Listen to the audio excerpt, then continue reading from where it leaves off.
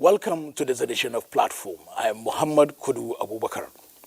The United Nations Disaster Estimates noted that between 1994 and 2003, at least 2.5 billion people were killed by the effects of disasters worldwide, while about 478,000 people were killed through natural disasters such as hurricane, earthquakes, and floods.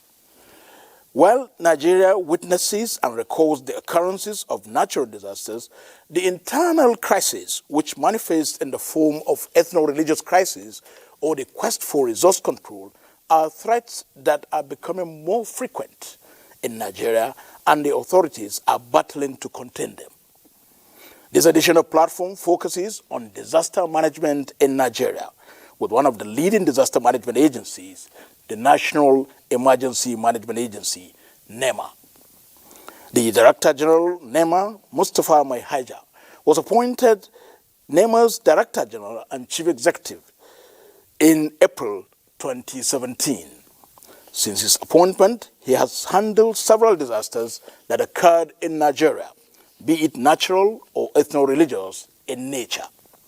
How has it been, and what are the logistical, funding, legal or regulatory challenges of NEMA?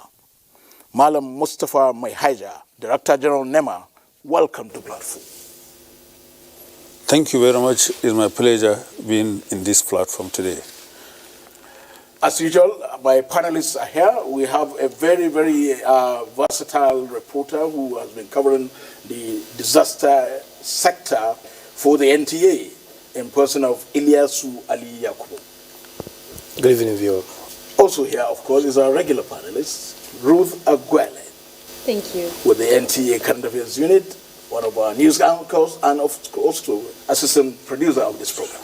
Director General NEMA, thank you once again for coming, and you're welcome to Platform. Let's begin from the basics. What will you say are the types of disasters that occur in Nigeria? Well, first and foremost, there are several disasters, but one ahead of all is flood disasters. What follows also emergencies of communal clash, farmers' health crisis, take a greater toll of lives of Nigeria in the past 2 years I have been in this office. Of course, there are other smaller disasters, building collapse, epidemics like cholera, and smaller ones more available in this country or obtainable in this country. So if these are the disasters that occur here, we don't have hurricanes, we only have flooding, and NEMA is charged with the mandate to coordinate and manage disaster efforts by all stakeholders. The act establishing NEMA, the Act of National Assembly of 1999, gave you all that mandate. How has the coordination been so far? Well, I must acknowledge the fact that we have a very robust structure in place that are backed by several policies which guide the operations and responses of National Emergency Management Agency at all times. However, my observation since I came was all that structure and the policies that have been in place were not properly brought into use effectively. One thing I did was to ensure that the structures is made to work and to work effectively and efficiently. This really became practical in 2018, where we have more or less even greater disaster consequences than 2012. In 2012. So the structures are there, the policies are there, but they were never used properly. So what did you do now to make sure it is being used? Well, before then, actually there are other serious challenges that I met on ground. One, inappropriate remuneration packages of the staff, social and moral decadence in our system, which is very known to all. lack of political will in the past administration to confront disasters, operational inadequacies, and structural defects within NEMA itself. What I mean by structural defects, there are certain departments that did not exist when I came, which really could result in inefficiency, which we now brought them in. So having seen that, we worked on that. We have internal structures well regularized and streamlined. We started with establishment of a committee to look into the condition of service of NEMA, which went through several processes of approval, and I believe government is considering the approval, final approval of it in terms of cost. The operational structures has been approved. The other related indices that will make it work has been approved, but the cost element requires high-level approval, which we are waiting now. Also, we make sure that we get the staffs to work as a team, and they have been working as a team. We had some little challenges because of the issue of inappropriate remuneration package, but eventually we talk to them, we understand with them, they understand what we are doing, they understand what government is up to, so that will soon be laid to rest, and I believe very soon we'll solve that problem. So when I came, I also met only 4,600,000 in the account with a liability of 2.7 billion naira. We had to adjust our belt. We tell everyone that all form of leakages must be blocked, excesses has to be stopped. This is difficult to the staff, but we have their understanding, and today we have enough resources, or rather adequate resources.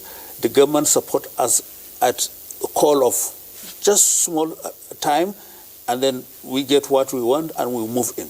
That really help us in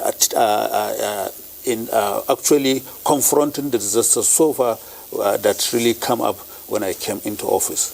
Ilesu, you should come in here. Some of these things I know you're already aware of them. So let's take these issues one by one. Yes, the DG, sir. Let me start from the 2018 flood intervention by your agency, which was adjudged one of the best. Tell us, DG, what did you do to have gone this far? Well, like I said, structurally and policy-wise, we have everything in place. What I did to ensure that we make the structure works, the policies, books, brought them out, we dust them off, and then make sure that we implement them. The main policy document that guides our operation is National Disaster Response Plan. It gives clearly step-by-step approach to prepare, to mitigate, and respond to a disaster. When we came, around February or March of 2018, the flood outlook was released, and relevant information by NIMET and NISA was done. We quickly swung into action. We sensitized the people. We enlightened them, those that are in the flood-prone areas. We now approach the DRUs, that is Disaster Response Unit. There are 70 military formations that are dedicated for disaster response of the kind of 2018. We sensitized them, we visited all of them, get them ready, because the outlook clearly said there will be flood disaster in 2018.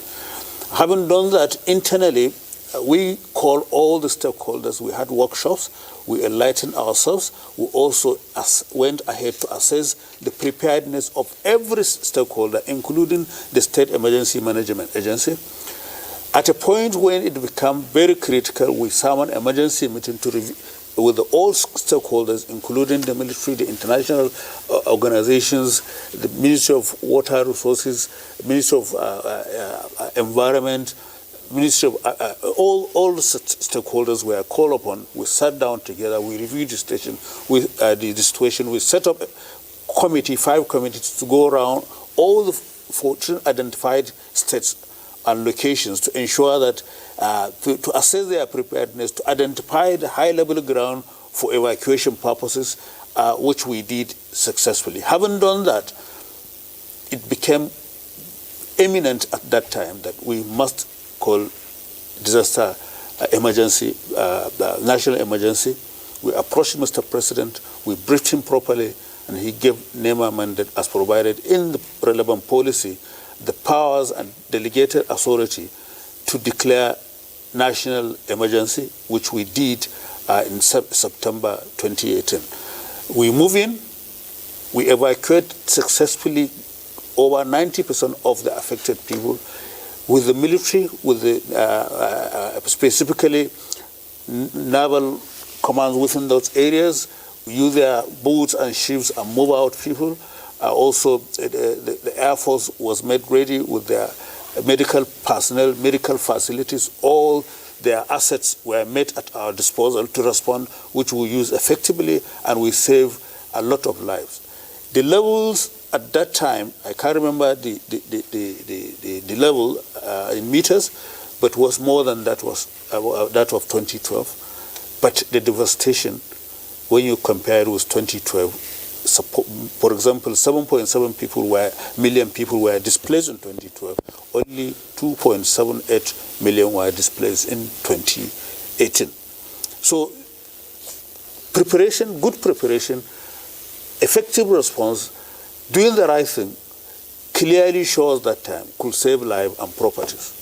So what are you doing differently now for this year? I know you have also said that NEMA has an effective management plan, especially for the victims. What is in place for 2019? Because yes, like he said, you received a lot of accolades for 2018. And this year we're seeing more people getting displaced, more people being victims of this flood. Well, first of all, there is clear distinction from last year from this year. Last year was river flooding. River flooding by its nature is more devastating. And it's instantaneous. It's an instantaneous. Whereas this is mostly flash floods. It comes in 2 hours, 3 hours, it grows up, and then after less than 24 hours, it's drained off. So the consequences, you can never compare the consequences. Even the number of people displaced this year are quite not comparable with, I think we are talking as at October, 130,000. Yes. As against 2.78 million. So, but the outcry is there, but this reality is the situation was not as bad as 2018. Still, in spite of the accolades of the 2018, the way NEMA handled the 2018 issue, well, it looks like there are still fallouts from the 2018. The farmers that were affected, the or generally the other victims. We understand the federal government gave NEMA 33 billion naira to settle these farmers, to give them farm inputs, fertilizers, and what have you. But there are allegations that this supply of all these inputs came rather too late. We understand you started that distribution in September 2019, and most of the farmers had not even gotten it when you directed that it should stop, because we understand you understood there were some discrepancies in the methods of the distribution. Tell us what is really going on. Well, actually, that is not the case. The reality, we started actually in May. The approval came in March. We started distribution in May. Don't forget the logistic requirement to move in thousands of tons of seeds and fertilizers.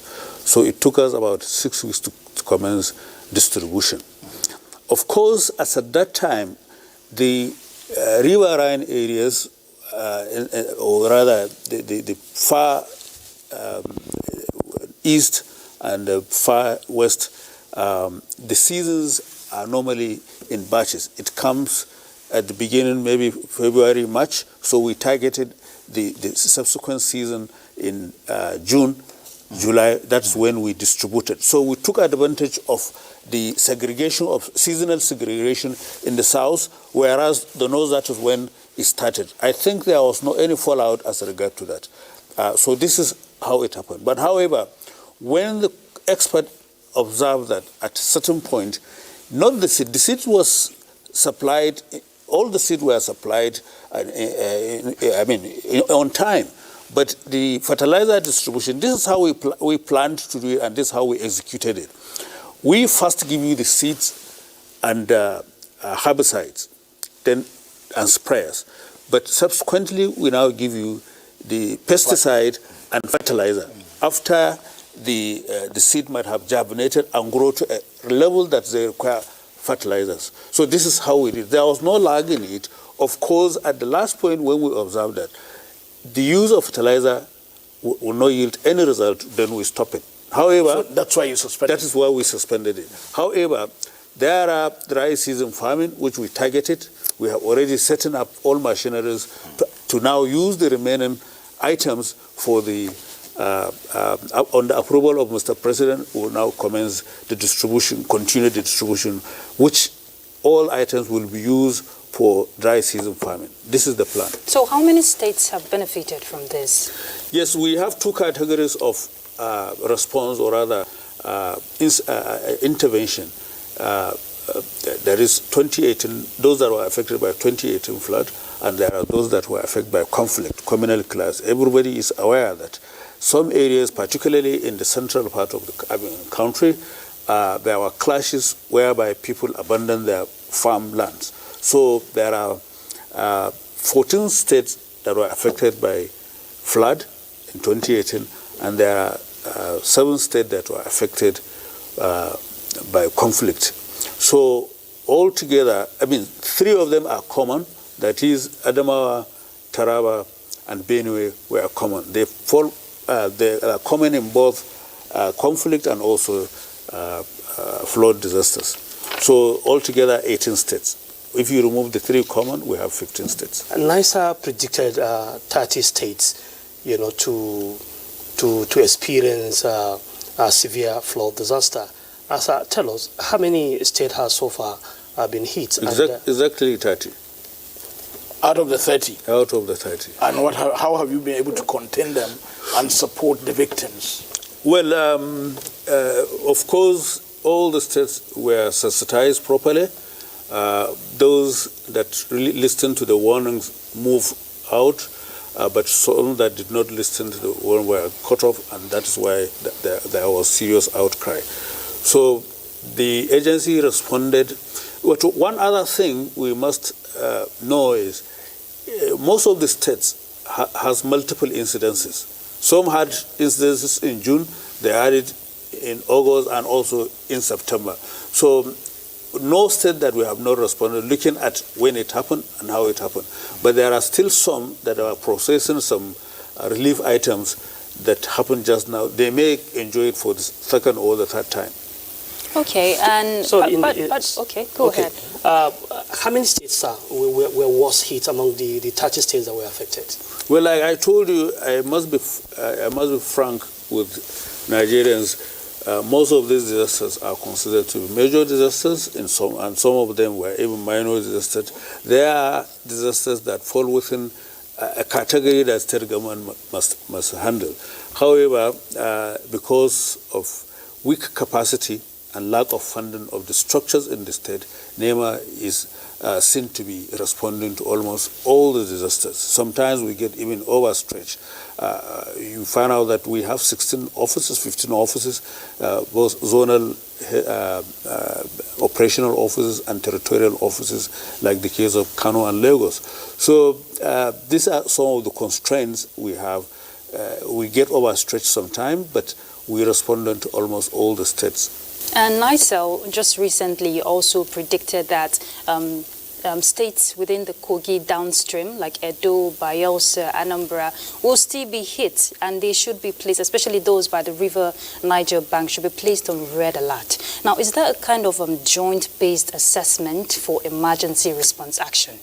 Well, we must understand that disaster management is multi-sectoral, multi-agency, and therefore requires joint response. All what we do, NEMA does not do it alone. We respond as a team with all relevant stakeholders. You just happen to be the lead agency. We are just simply, not the lead agency, the coordinator. We coordinate the responses, we coordinate the preparedness, we coordinate the mitigation efforts, we coordinate the recovery operations where necessary. So this is how we operate. We operate as a team. You know why I asked that now? They said more floods are coming. For these states to be prepared, if they're being placed on red alert, what is NEMA doing in terms of collaboration to ensure that we don't record more losses? The mandate to declare red alert, yellow or orange, lies with NEMA. So we know there was an information released by NISA and NIMET, a possible continuation of the rain, but to the best of our assessment, it's not a dangerous situation. Let people not be panicked. The reality is within the level that the arrangement of ground can contain it. Are you saying NIMET went ahead to make those announcements without consultation with NEMA? I am not sure if they did. They didn't consult NEMA? No, I am not sure if they did declare red alert. Oh, I see, I see. Yes. Now, let's now look at other issues. Before now, NEMA was under the Vice President's office. And with the creation of the new Ministry of Humanitarian Affairs, Disaster Management and Social Development, NEMA naturally falls under that ministry. How has that bureaucratic change, or do we say, how is it going to make NEMA more effective? Or is it going to retard NEMA's activities? Well, that is a proper statement has been made by higher authority. I stand by it. The Office of the Bayelsa made a statement, the Office of the SGF made a statement, and also the President made pronouncement. So I stand by those pronouncements. What are those pronouncements? The pronouncements are very clear to all that the reporting line of the agency is through the Ministry of Humanitarian Affairs, Disaster Management and Social Development. So how do you now operate? I mean, if before now you are under the Vice President, let us know. We just go by the instructions. Okay, so let me take you back to what you mentioned earlier concerning funding. I know you said the taxes, the burden is too much for NEMA. Now, with this ministry on board, the humanitarian ministry, how much impact would this have now? Because there are funds released for the ministry. Well, the fund we released to NEMA was not to the ministry, it's to NEMA. All agencies receive their statutory funding from TSA. They have their TSA account. So it's not any agency that works through any ministry. They are they're independent. Yes, not independent per se. Operationally, the day-to-day activities of the ministries and the funding goes directly to the agencies, not only NEMA. Okay, but are you... The Kingdom of Saudi Arabia intervened in the northeast, so it's in kind, not in fund. There are also capacity building funding. When you say in kind, sorry, what do you mean? What I mean in kind is they bought the items in Nigeria and NEMA distribute the items. So that's what I mean by in kind. So it's not the money given. They bought the items, gave NEMA to distribute. They took it to the warehouse of NEMA and we distribute. Such kind of support we got them from international community too. Yes. Yes, sir. Maybe I'll still go back to the 2019 flood intervention. So what are some of the strategies put in place, as a preventive measure for this 2019 flood intervention? I will seize this opportunity to make certain things very clear. When I came into office in April 2017, the focus of the then administration was mainly on relief materials distribution. Efforts on preparedness and mitigation was downplayed due to so many reasons. One of them was political issues. Disaster management was more or less politicized. Every politician who has the means can approach NEMA and get materials and distribute. This is a very serious matter I consider, which I now took a different position. We put more effort now in preparing the agency to preparedness, to mitigations, to development of structures such that the effect of disasters will be drastically reduced. Thereby, the issue of relief will be minimal. The requirement of relief will be minimal. This is a very difficult task.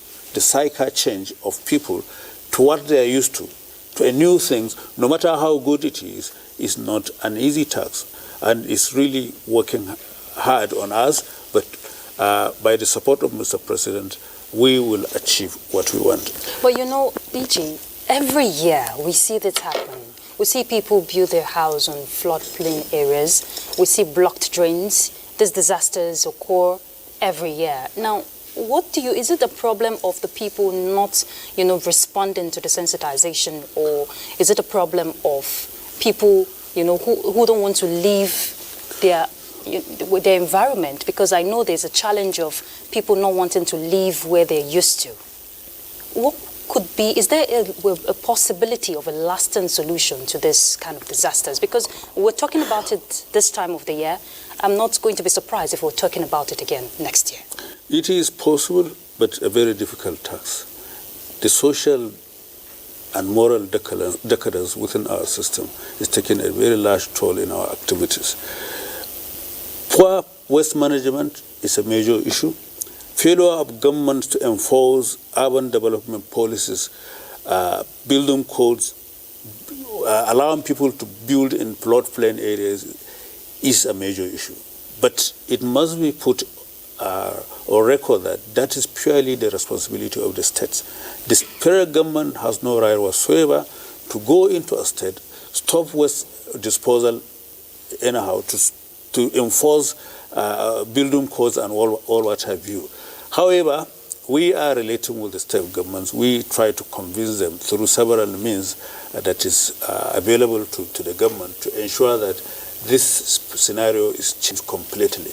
But I must tell you, it's not a small task, but the government is putting all it has to ensure that the state governments take up their responsibility. You could recall Mr. President's directives, or rather commendation on NEMA, also calling the state governments and the local governments to take their responsibility so that disaster management could be effective and efficient as it's supposed to be.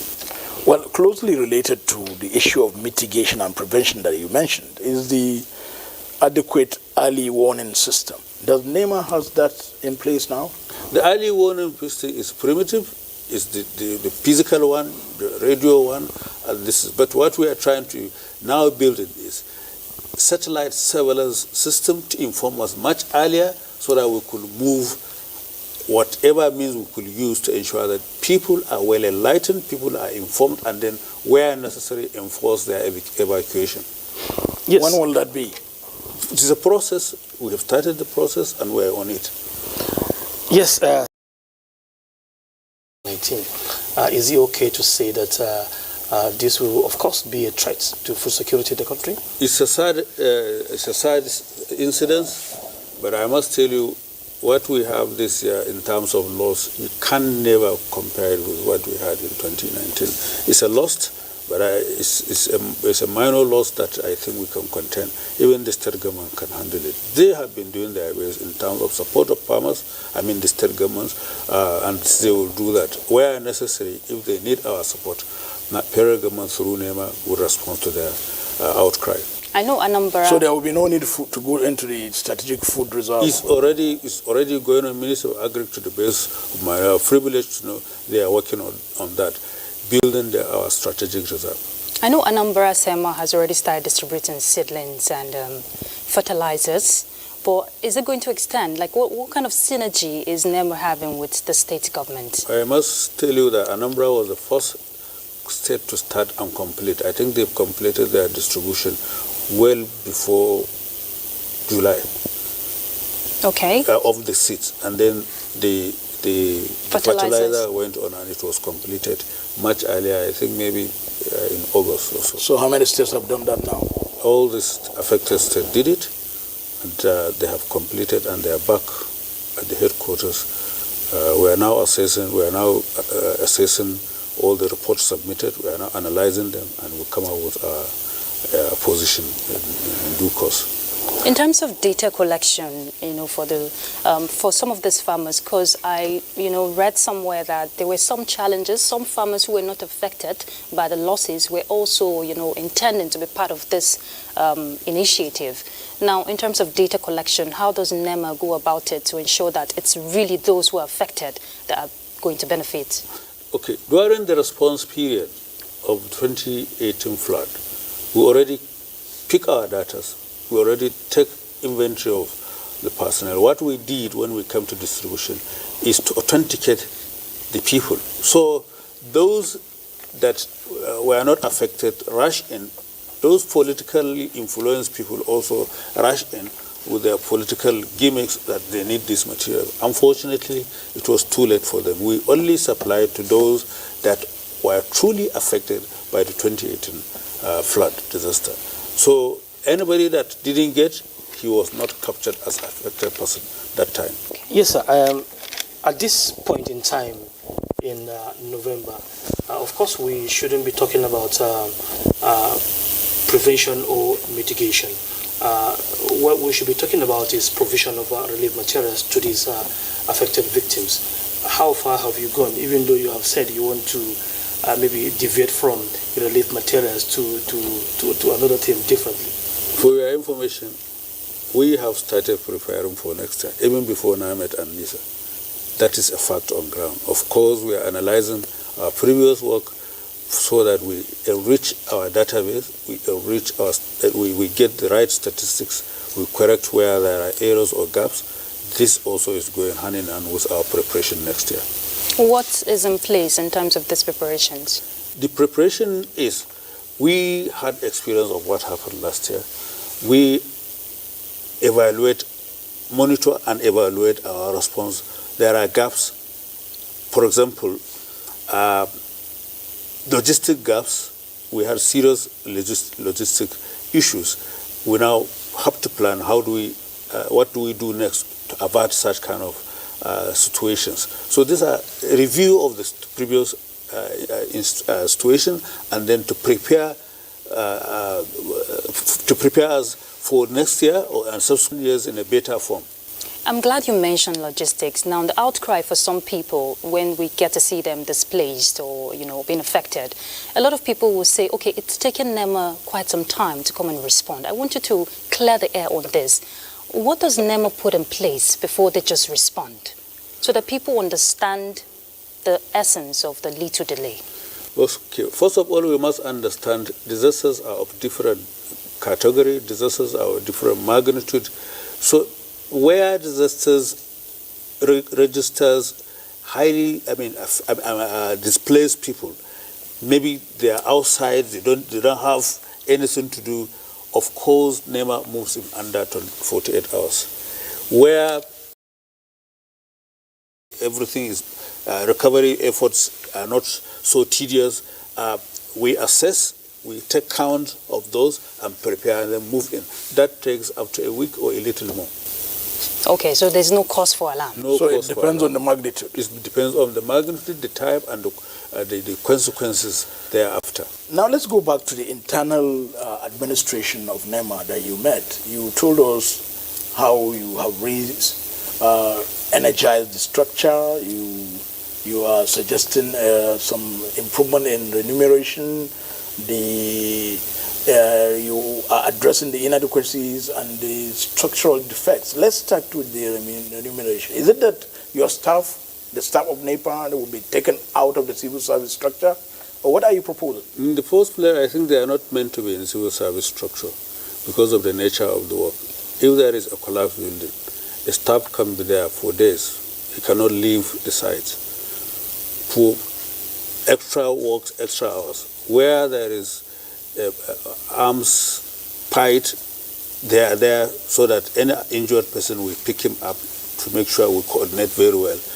So by the rules, to the best of my knowledge, wherever two personnel are working, they need to be at the same level with their partners. So this is being looked into. So that is why the remuneration of co-partners, in this case, you are talking of the armed forces. Supposing the co-partner, if it is armed forces, if the health workers, they have a different package. If it is paramilitary, they have a different. We work with civil defense, we work with federal safety. We coordinate, we lead their operations wherever we are. So obviously, that is not meant to be under civil service, to the best of my knowledge. Yes, talking about some of these strategies put in place in the agency to improve activities of the workers there. So before now, you know, when there is a disaster, and even maybe when a NEMA, you know, made distribution, maybe the next day you still hear, you know, an outcry from some of these victims that this material could not reach them.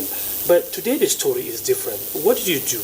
Because I was privileged to have covered some of the distribution, and from what the people are saying, it's actually encouraging. So what did you do to stop this? To avoid diversions. Yes. Like I said, all we do, we try to implement the established policy, whether national or international. When I came, the distribution pattern is they use Modu, I don't know, they count it, but what the World Food Agency, United Nations, gives certain amount. What other partners were given, for example, international partners, they give 46 kilograms of food, different food items to a group of 6, that is a family of 6. I said no, and then the world standard is around 80 kilograms. I said no, we should uplift it.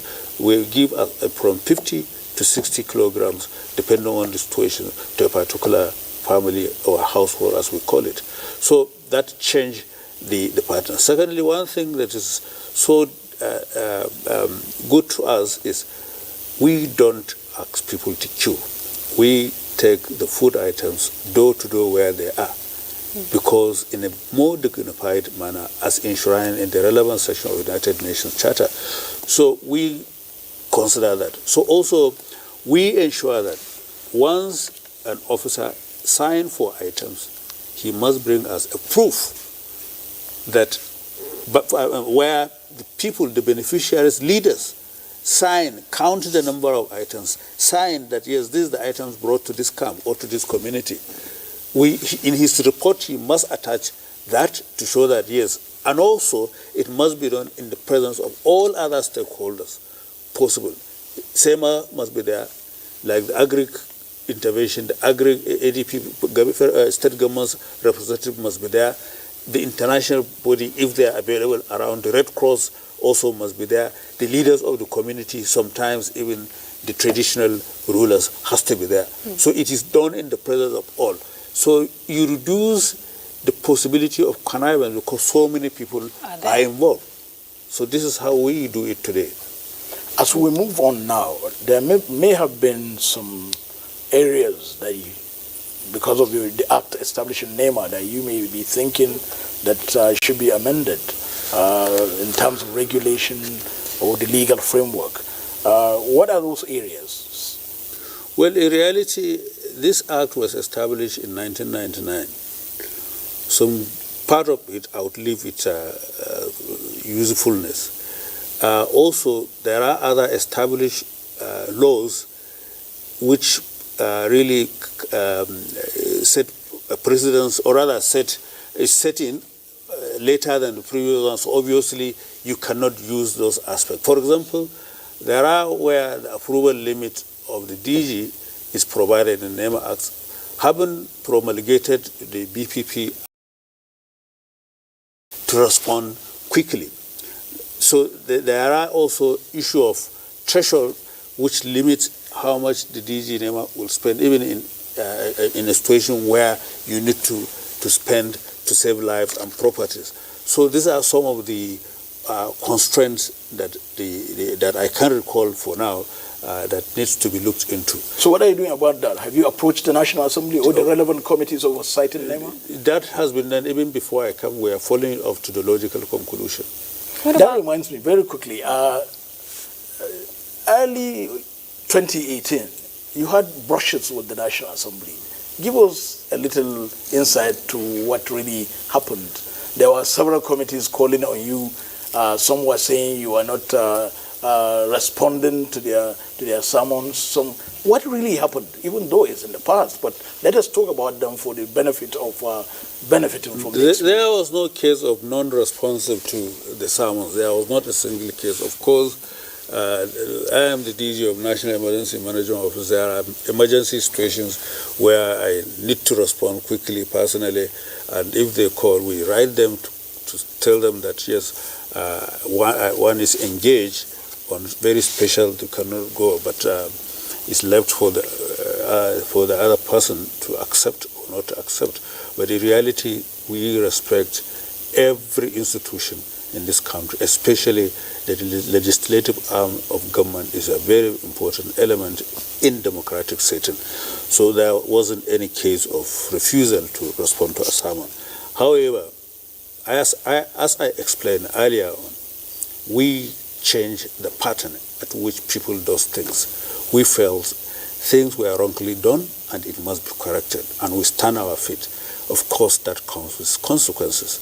I have no regret. I stand by the law, I stand by the rules, I stand by the truth, and nothing can change me here. So far, we are in the Ninth Assembly. How will you describe the relationship? I think the concept of both assemblies are different. These are very thorough people. They respect the law too. They promulgated the law in a very passion that everybody understands. You explain, they understand. They are very brilliant and very straightforward and nice people to work with. However, we took time to explain and understand ourselves as it is obtainable in any group or working people. So what other challenges will you say exists in your disaster management approach in Nigeria that may not necessarily demand a legislative action? May have to allow you maybe to revert to the executive or even to the judiciary? I think the issue is mainly is not an issue of executive or any other related matter like this. What is also of concern or difficult to operate, the civil service bureaucracy, we found ourselves we must key into it as it is today. I think it's not meant for disaster management activities. Disaster management is a very serious business that requires quick and spontaneous actions and must be free of serious bureaucratic process.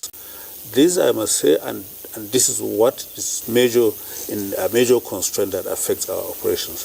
What would you say to Nigerians in terms of their attitude when it comes to NEMA intervening for disasters? What is that one thing you want to see people change so that we can have a smooth, effective response in future?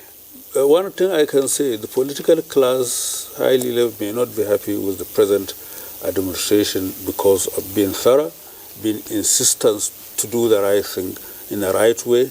But I want to assure you, the feedback I have, which you have too, the common man is happy with NEMA operation today. And this is my happiness. This is my joy. NEMA is for the sake of the distress. And we must work hard to ensure that the distress get the best from us, get quick response from us as much as we can. You were appointed in April 2017. You did tell us earlier in the beginning of the program that you inherited just 4.6 million naira in the coffers of NEMA and about 2.5 billion deficit, or what did you call it? So what is it now?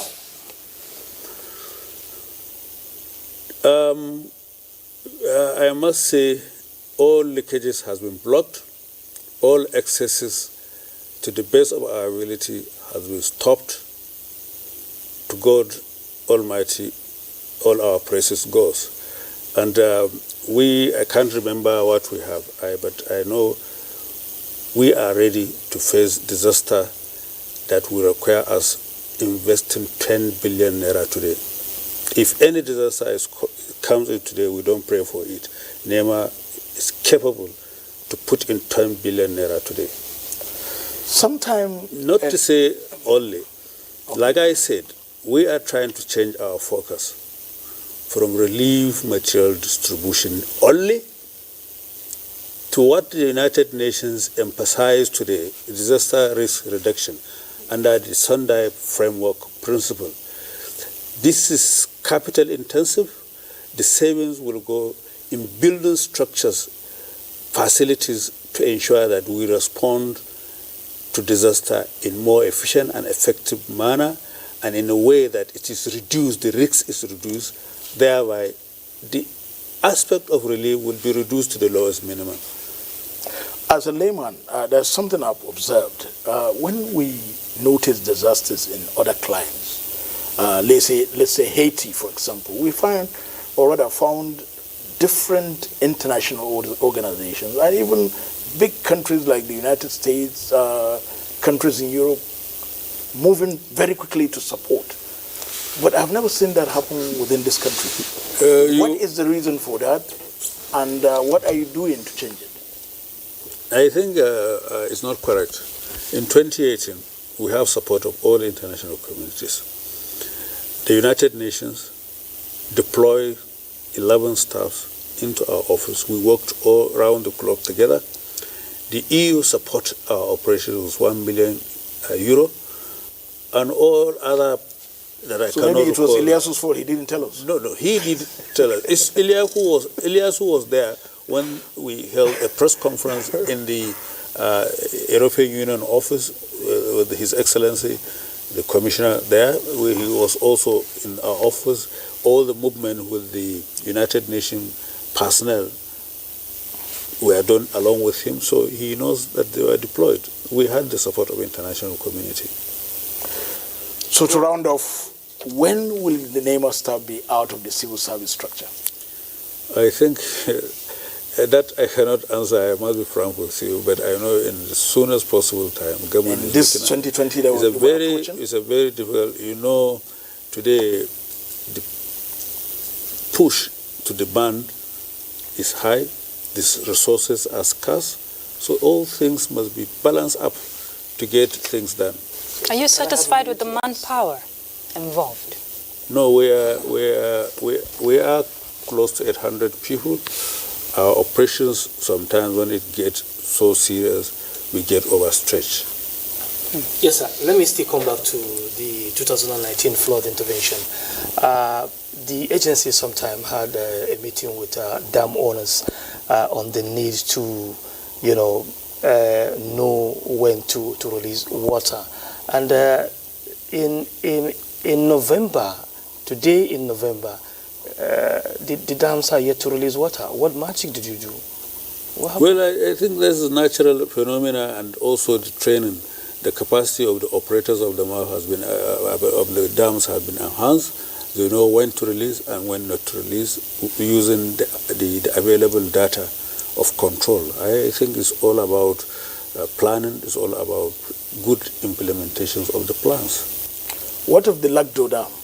At one point there was fears that they could release anytime. Is it that now you have very strategic communication between the authorities in Nigeria and the authorities in Cameroon? Well, I don't communicate with Lagdo Dam. NISA does that, but I can tell you that there is proper communication between them, and they also communicate to us almost on daily, weekly or fortnight basis. So communications gap has been reduced, operational inadequacies has been reduced, and then capacity has been built. That, I believe, was behind all the success we have.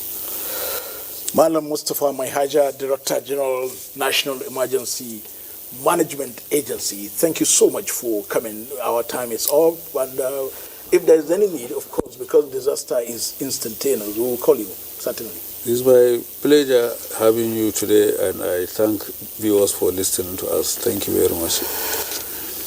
Well, our panelist, Eliasu Ali Yakubu, thank you so much for coming on the platform. Thank this is your first time. Yeah, sure. Thank you. Ruth Aguele, she's been very regular. Thank you. Thank you very much. This is Platform, and our guests Mustafa Maihaja, Director General, National Emergency Management Agency, has in the last 50 minutes been talking about management in Nigeria with a special focus on his agency, NEMA. He told us that NEMA is financially now buoyant to face any disaster when it occurs. We are not praying for it, but NEMA is ready for it. Thank you very much for listening and watching us on platform. Until we'll come your way again, I am Muhammad Kuda Abubakar. Thank you for being there.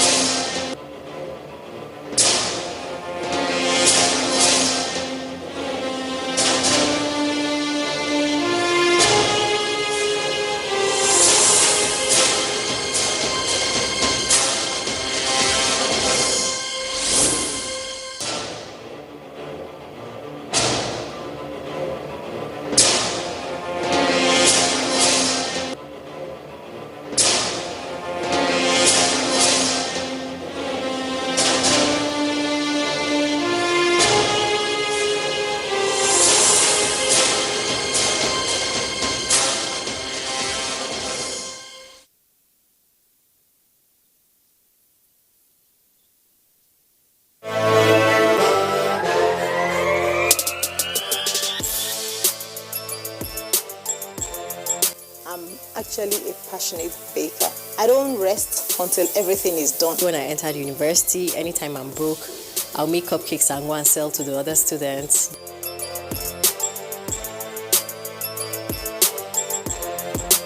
Decorating cake it's an artistic thing, and art is, dynamic. Join us on Baker's World every Thursday at 3:30 p.m. on the network service of the NTA.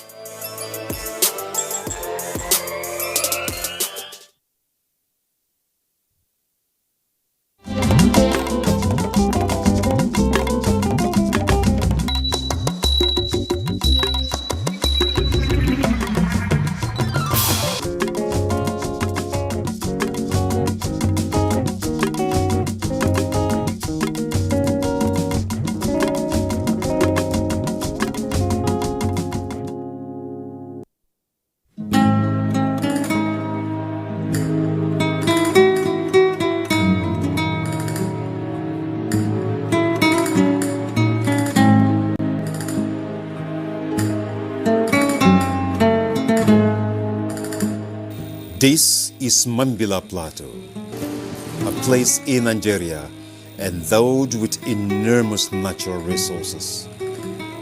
The topography, the undulating plains, and exciting rock formations.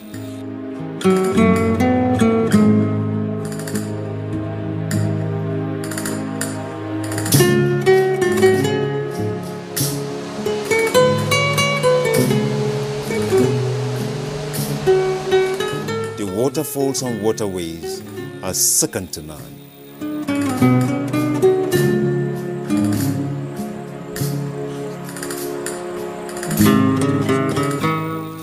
Said to be the highest point in Nigeria, Mambila Plateau is the home of the largest hydroelectricity project in West Africa.